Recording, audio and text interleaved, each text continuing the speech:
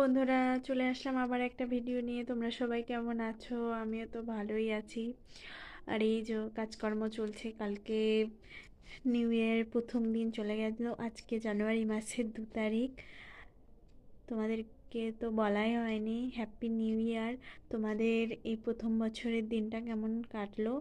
আমার খুব ভালোও কাটেনি, খুব খারাপও কাটেনি, মোটামুটি চলছে।